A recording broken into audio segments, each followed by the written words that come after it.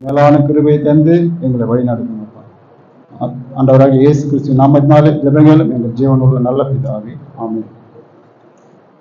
கிறிஸ்து இயேசுவுக்குள் மிகவும் பிரியமாக அழைக்கப்பட்ட சகோதர சகோதரிகள் யாவருக்கும் பிதாவாக தேவ நாமத்தினாலும் ஆண்டவராக இயேசு கிறிஸ்துவின் நாமத்தினாலும் அன்பின் வாழ்த்துதல்களை தெரிவித்துக் கொண்டு நமது இன்றைய தலைப்பு நான் விசுவாசத்தை குறித்து நான் பேசப் போகிறேன். எனக்கு வாய்ப்பளித்த போதற்கும் போதகமாவுக்கும் நன்றி தெரிவித்துக் கொள்கிறேன். இப்போது நம்ம சங்கீதம் 30 நம்ம வாசித்தோம். 38 நான் குழியிலே இழுகையில் என் இரத்தத்தால் என்ன லாபம் உண்டு, புழுதி உம்மை துதித்து உமது சத்தியத்தை அறிவிக்குமோ. இந்த வசனம் இப்போ நம்ம உயிரோடு இருக்கிறவர்கள் தான் நம்ம தேவனை நம்ம தொழுது கொள்ள முடியும். இது ஒரு நல்ல சந்தர்ப்பம். தேவனுடைய விருப்பம் அதுதான். இந்த ஜனத்தை எனக்கென்று ஏற்படுத்தினேன், இவர்கள் என் துதியை சொல்லி வருவார்கள். இந்த ஜனத்தை எனக்கென்று ஏற்படுத்தினேன், இவர்கள் என் துதியை சொல்லி வருவார்கள் என்ற வசனம் இருக்கிறது. தேவனுக்கு சித்தத்தை தான் நம்ம செய்யணும். இந்த விசுவாசம் என்பது பல வகை உண்டு. அதுல இப்போ உலகத்தார் விசுவாசம் வைக்கிறாங்கன்னு சொன்னா அவங்க மாசம் முழுசும் வேலை செய்யறாங்க. வேலை முடிஞ்ச உடனே மாசத்துல 1ஆம் தேதி சம்பளம் வந்துடும் அப்படின்றது ஒரு விசுவாசம். ஆனா பிற மதத்துல என்ன பண்றாங்க, விற்கிறவங்களுக்கு ஏதாவது சடங்கு செஞ்சா அதன் மூலமா ஏதாவது கிடைக்கும் அப்படின்னு விசுவாசிக்கிறாங்க. நம்ம கிறிஸ்தவ பிரிவுல கத்தோலிக்கல், பெந்தேகோஸ்தல் என்று ஒரு 1500க்கும் மேற்பட்ட டினாமினேஷன் பிரிவுகள் இருக்கிறது. ஆனா வேதத்தின்படி எபிரேயர் 11ஆம் அதிகாரம் 1ஆம் வசனம் யாராவது வாசம்.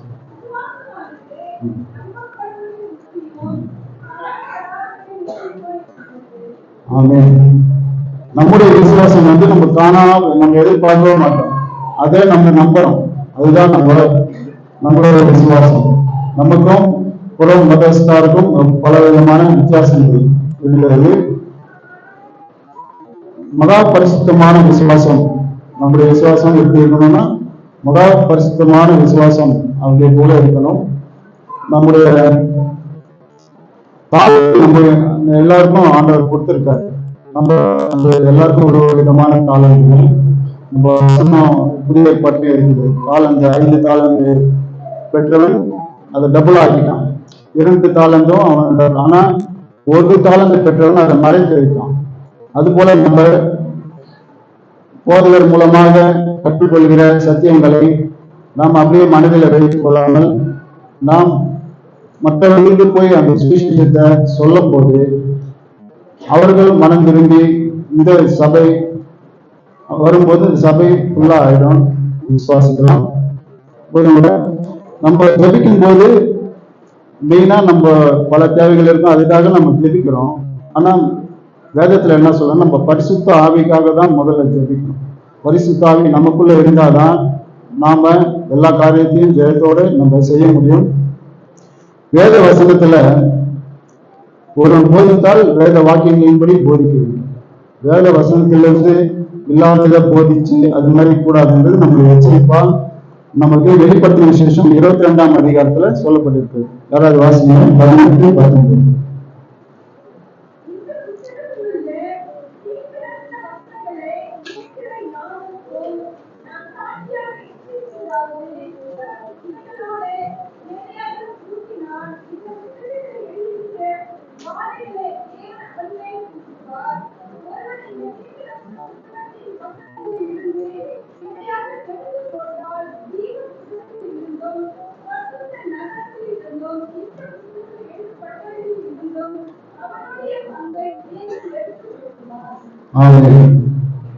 நம்ம ரொம்ப எச்சரிக்கையா இருக்கணும்.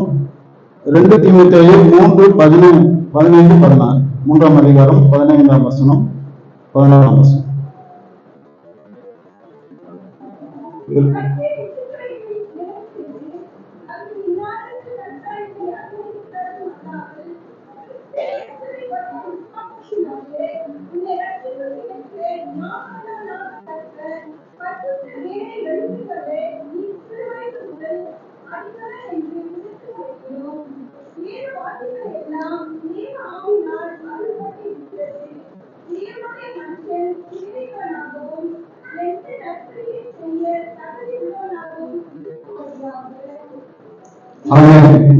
அவர்கள் நமக்கு உபதேசத்திற்கும் கடிந்து கொள்வதற்கும் நம்ம சீர்திருத்தத்திற்கும் நீதியை படிப்பதற்குமாய் பிரயோஜனம் உள்ளதா இருக்கிறது. நமக்கு நல்லது எது கெட்டது எது என்பது மனுஷன் சொல்லி தரதை விட நம்ம வேதத்தை படிச்சா நமக்கே தெரியும். போய் எந்த சோதனையிலும் நம்ம விழுந்து விட மாட்டோம். அதனால நம்ம தேவனுடைய வசனத்தின்படிதான் நம்ம எதையும் செய்யணும். நம்ம 1000 வருட அரசாட்சி அப்படின்னு ஒண்ணு இருக்குது. அதுல யார் பங்கு பெறுவாங்க அப்படின்னு சொன்னா நம்ம கிறிஸ்தவர்கள், கிறிஸ்தவர்கள் சத்தியத்தின்படி நடந்து கீழ்ப்படிந்து கிரியைகளை காமிச்சு நம்ம மனசு புது சிருஷ்டியா மாற்றணும். நம்ம மனசு மாறுதல் தான் புது சிருஷ்டி. அப்படியாப்பட்டவர்கள் தான் நம்ம வரப்போகிற அந்த 1000 வருட அரசாட்சியில் நம்ம பங்கு பெறுவர்களாக இருப்போம். மத்தேயு 13ஆம் அதிகாரம் 24ஆம் வசனம் முதல் 30 வரை.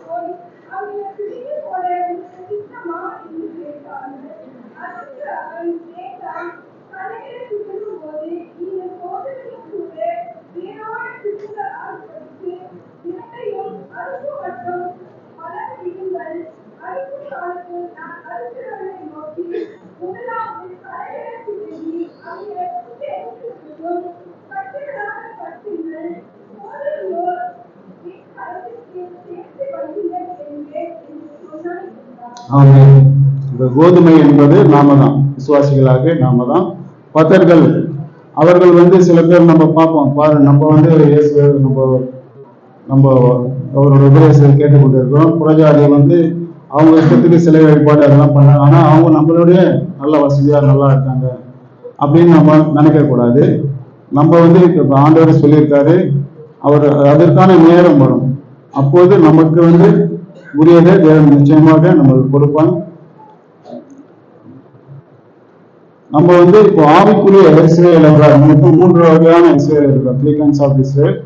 உலகப்புறமான இஸ்ரேலர்கள் யாருன்னா யூதர்கள். அவர்கள் தேவனுடைய சட்டங்கள் திட்டங்கள் எல்லாமே கீழ்படித்து நடப்பாங்க. ஆனா சத்தியம் அவர்களுக்குள்ள இல்லாததுனாலதான் ஆண்டவராக இயேசு கிறிஸ்துவை சிலுவையில் அறைந்தார்கள். ஏன் அறைந்தார்கள்னா யோவான் 8ஆம் அதிகாரம் 44.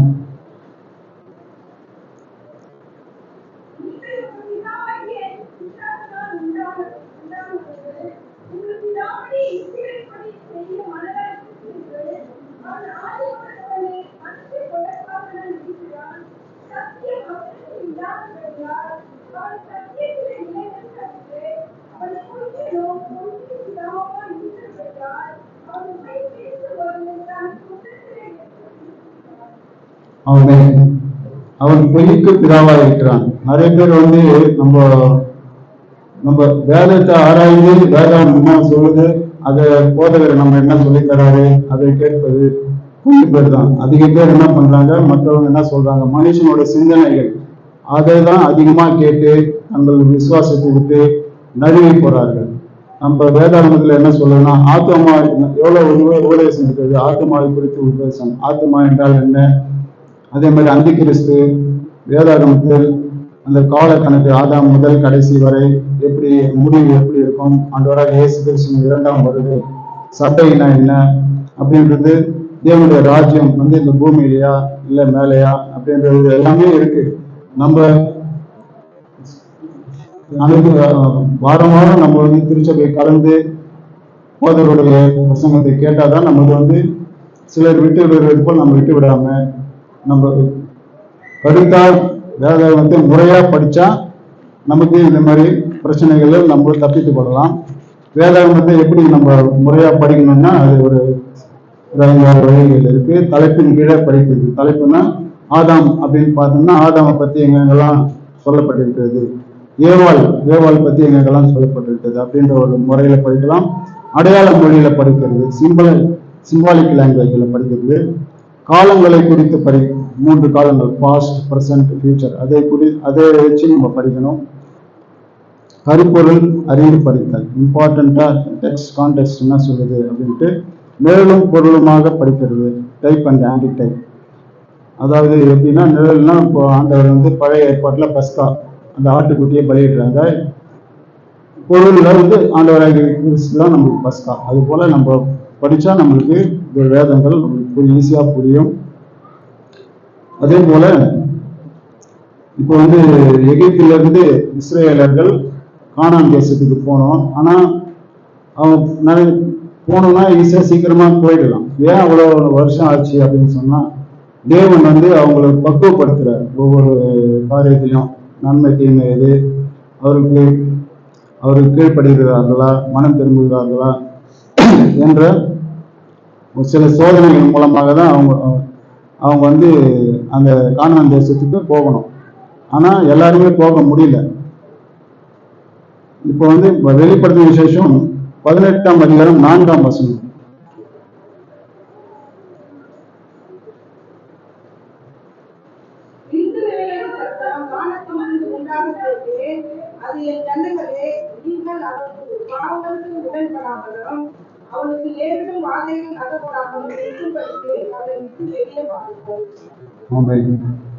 என் ஜனங்களே என்றார். அப்போ தேவனுடைய ஜனங்கள் ஒரு சில இடத்துல போய் மாட்டிட்டு இருக்காங்க. அவங்களுக்கு சத்தியத்தை சொல்லி நாம தான் நம்ம தேவாலயத்துக்கு கொண்டு வரணும். அப்படி கொண்டு வரல அப்படின்னு சொன்னா எஸ்ஐடி தீர்க்கதரிசி சொல்றாரு. அவர் என்ன சொல்றாருன்னா, ஒருத்தர் அந்த பழியை நம்ம இடத்துல கேட்பாங்க. உங்களுக்கு அவன் அழியிறான், அந்த ஆத்மா அழியுது, அவனுக்கு சத்தியத்தை நம்ம சொல்லாம அப்படியே விட்டுட்டோம்னா அந்த ரத்த பழி நமக்கு அவன் ஏத்துக்கிறானோ ஏத்துக்கலையோ, ஆனா அவனுக்கு சத்தியத்தை நமக்கு சொல்ல வேண்டிய நமது நம்ம கிறிஸ்தவர்களின் ஒரு விசுவாசம் வைத்தால் மட்டும் கிரியையையும் காமிக்கணும். கிரியை என்பது நம்ம கற்றுக்கொண்டதை தேவனை பற்றி அடுத்தவங்களுக்கு போய் நம்ம சொல்லி அவங்கள எப்படியாவது மனம் திரும்ப வைக்கிறது தான் நம்மளோட தலையாய கடமை. உலகத்திலே பெரிய வேலை இருக்கிறது என்னன்னா காஸ்பல், அந்த சுவிசேஷம் அறிவிப்பது தான் உலகத்திலே மிகப்பெரிய ஒரு பணியாக இருக்கிறது.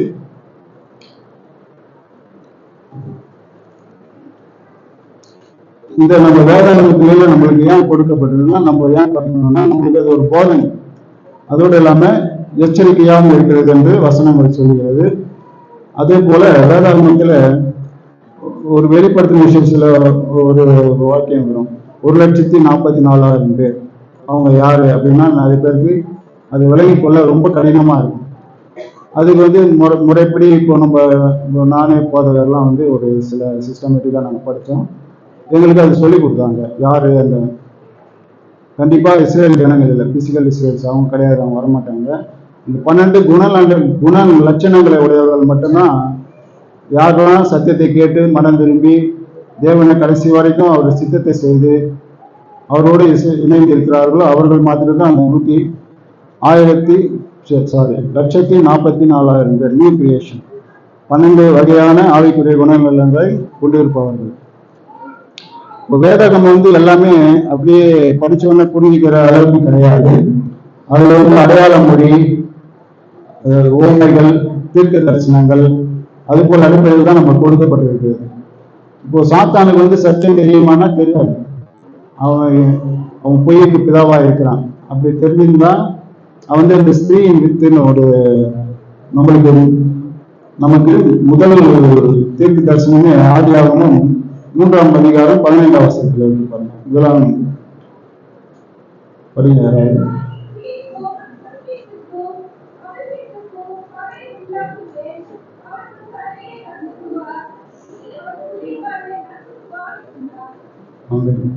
அதுதான் நமக்கு முதல் கொடுக்கப்பட்ட தீர்க்கதரிசி. ஸ்டீவ் வித்து யார் அப்படின்னு சாத்தானுக்கு ரொம்ப நாளா தெரியாது.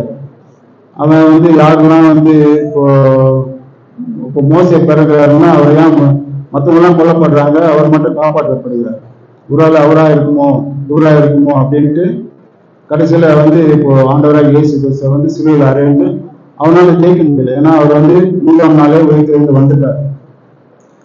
அவர் வந்து நமக்கு தலையா இருக்கிறார் அப்படின்னு வசனம் சொல்லுது. அப்போ இயேசு தலைன்னு சொன்னா நம்மளும் அவரோட சரீரங்கள் நம்மளாம் சபை. அதாவது சாத்தானை விட்டு கிறிஸ்து ஆண்டவராக இயேசு ரெண்டு இருக்கிறது.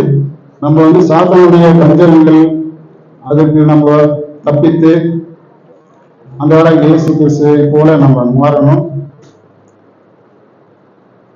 யூதர்கள் வந்து பிசாசானாலும் உண்டானவர்கள், அதனால வந்து அவங்க இயேசுவை அறிந்து கொள்ளவில்லை.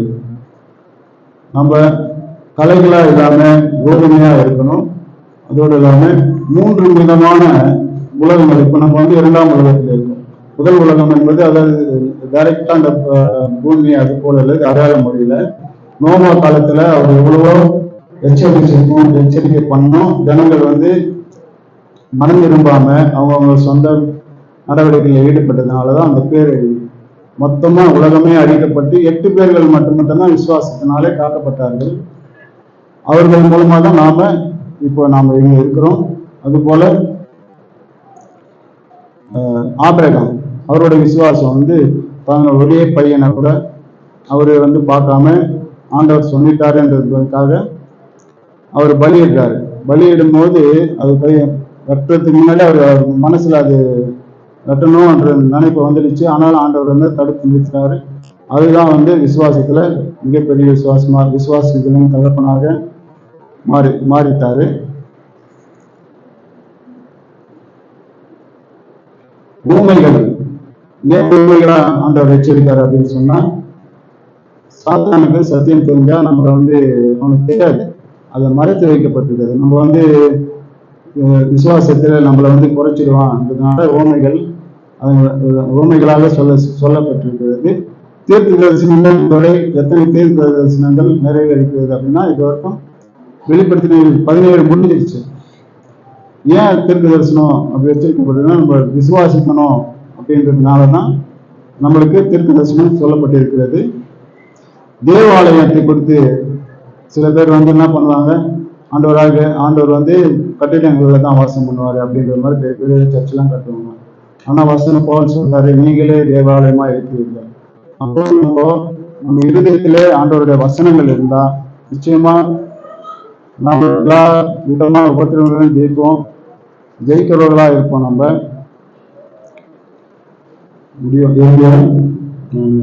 முடிச்சுக்கிறேன்.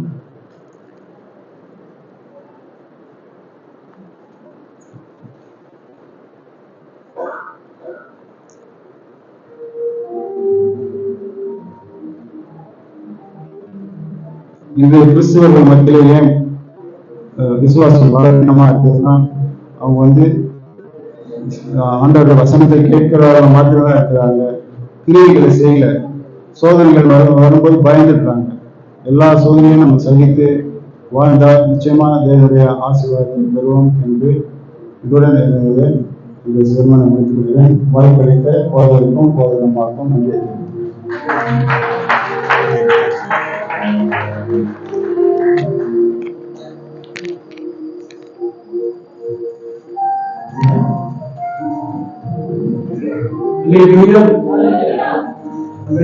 விசுவாசமா இருக்கிறோம்.